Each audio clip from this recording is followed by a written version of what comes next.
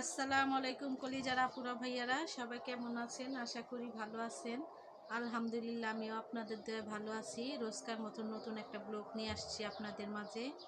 আজকে রান্না করব লাউ দিয়ে, ডিম দিয়ে আর সবজি খিচুড়ি। আজকে সবাইকে জুম্মা মুবারক, সবাইকে শুক্রবারের জুম্মা মুবারক। সবাই কেমন আছেন? আশা করি ভালোই আছেন। আলহামদুলিল্লাহ, আপনাদের বোনও ভালো আছে। আজকে রান্না করব লাউটা কেটে নিচ্ছি আর রান্না করব সবজি খিচুড়ি। সবজি কেটে নিচ্ছি খিচুড়ির জন্য। আমি লাউগুলো কেটে নিচ্ছি এখন। সবাই প্রথম থেকে শেষ পর্যন্ত ভিডিওটি দেখতে থাকুন। ভালো লাগলে লাইক, কমেন্ট, শেয়ার করে দিবেন আর ভালো লাগলে সাবস্ক্রাইব করে দিবেন।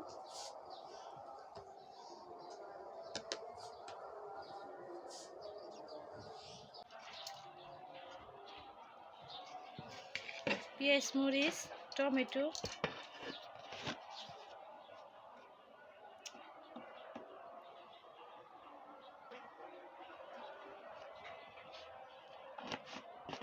গুঁড়া, হলুদের গুঁড়া,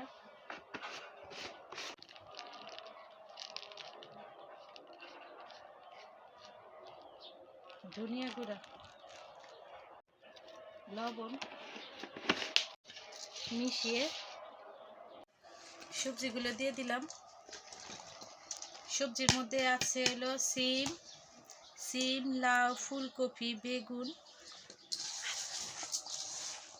এখন এগুলো ভালোভাবে মিশিয়ে তেল আর পানি দিয়ে দেব একসাথে।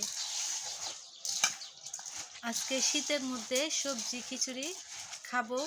কলিজার আপুরা ভাইয়ারা, আপনারা কে কি খাবেন? আজকে শুক্রবার মানেই তো হজ পালনের একটা দিন।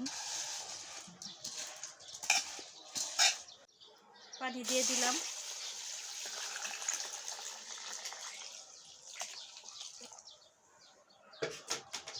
এখন তেল দিয়ে দেব।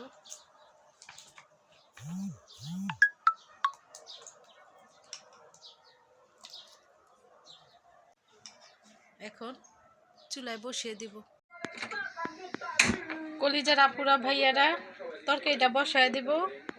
পেঁয়াজ লাল করে রাখছিলাম, এখন চুলাটা জ্বালিয়ে দিলাম তরকারি বসানোর জন্য। এখন এক এক করে মশলাগুলো দিয়ে দিব। মশলাগুলো ভালো করে কষিয়ে নিয়েছি সব মশলা দিয়ে। এখন লাউ, টমেটো দিয়ে দিব।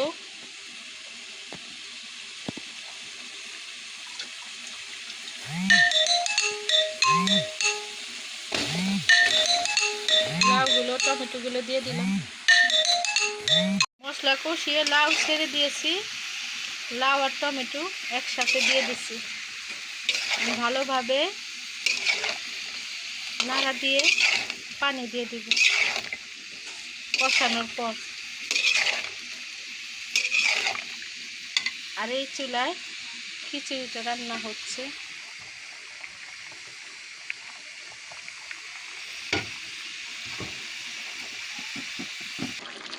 অনেকক্ষণ কতগুলো নাড়াচাড়া দিয়ে এখন ডিম দিয়ে দিব একসাথে।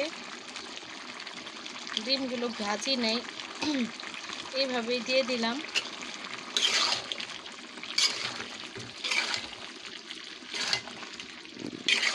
কে কে ডিম দিয়ে লাউ দিয়ে খাইছো কমেন্টে জানাও।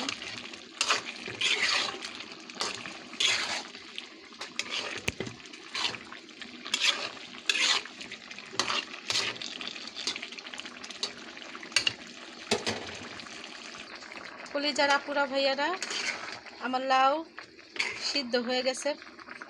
কষানোর পর পানি দিয়ে দিচ্ছিলাম। এখন ধনিয়া পাতা দিয়ে দিব। ধনিয়া পাতা দিয়ে দিলাম। লাউ রান্না শেষ। সবাই কমেন্টে জানাবেন। আর এই চুলায় আমি খিচুড়ি রান্না বসাইছিলাম। খিচুড়িটা হয়ে গেছে, সেটাও হয়ে গেছে।